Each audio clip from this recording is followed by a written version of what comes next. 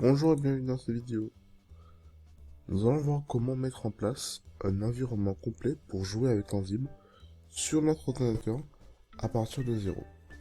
Pour cela, nous allons utiliser un outil de virtualisation appelé Oracle VirtualBox, car il fonctionne avec toutes les versions de système d'exploitation comme Windows, Linux et OS X. Voici ce que nous allons faire. Nous allons d'abord installer Oracle VirtualBox sur notre ordinateur, et ensuite, nous allons créer un système modèle basé sur le système d'exploitation CentOS. Une fois que nous aurons créé le modèle, nous serons alors en mesure de créer facilement plusieurs machines virtuelles, selon le besoin à partir de ce modèle. Pour les besoins de cet environnement, nous allons d'abord créer une machine de contrôle Ansible à partir du modèle.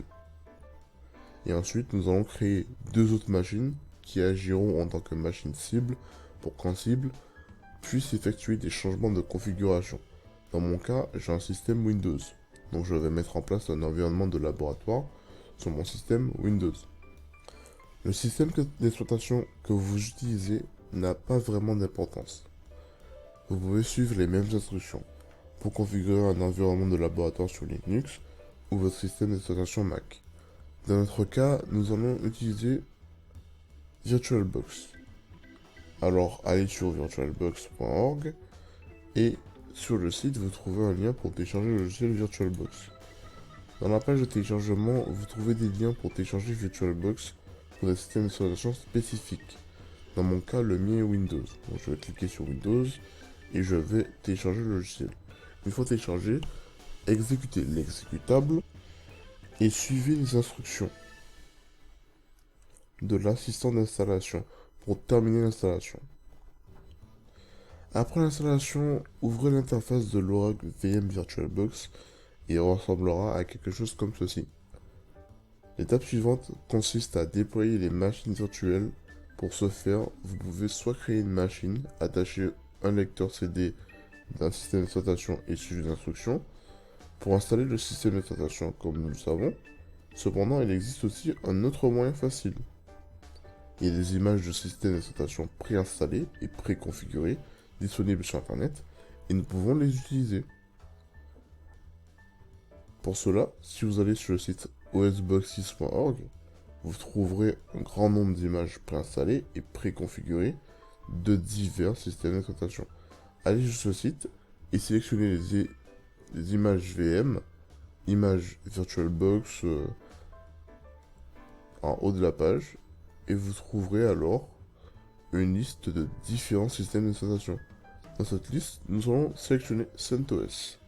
Et cela nous emmènera sur la page CentOS. Ici, vous pouvez voir des informations sur le téléchargement de l'image CentOS. Dans ce cas, nous téléchargerons l'image VirtualBox pour CentOS 7. Et nous téléchargerons la partie 64 bits. N'oubliez pas de télécharger cette version particulière. Il est téléchargé comme un fichier .7z, qui est un fichier compressé. Donc, vous avez besoin d'un logiciel pour le décompresser comme tar ou WinZip. Dans mon cas, j'utilise le logiciel WinRAR pour extraire le contenu du fichier dans un dossier. Attendez qu'il termine le processus d'extraction. Une fois terminé, si vous allez dans le dossier, vous verrez qu'il y a un dossier appelé 64 bits. Et dans ce dossier, vous trouverez un fichier avec l'extension .vdi, qui est l'abréviation de Virtual Disk. C'est ce que nous allons utiliser pour créer notre machine virtuelle. Nous sommes maintenant prêts à créer une machine virtuelle. Donc, retournons dans l'interface de Oracle VM VirtualBox. Cliquez sur Nouveau et nous remplissons le nom et le système d'exploitation. Maintenant, je vais nommer la machine virtuelle que j'ai créée comme CentOS Template. Parce que comme nous l'avons dit, notre but est de créer un modèle pour puis utiliser ce modèle pour créer autant de machines virtuelles que nécessaire. Je vais la nommer CentOS Template. Je vais maintenant sélectionner un type comme Linux et la version. Puisque CentOS n'est pas listé, je pourrais simplement sélectionner Autre. Maintenant, comme vous pouvez le voir, sous les versions, il y a des options 32 bits ainsi que des options 64 bits. Dans notre cas, nous avons téléchargé la version 64 bits de CentOS. Donc nous devons sélectionner une option 64 bits. sélectionnez l'autre option Linux 64 bits pour cela et cliquez sur Next. Dans le suivant ici, nous sélectionnons une taille de mémoire. Par défaut, c'est réglé à 72 MO. On va la changer pour environ 2 Go.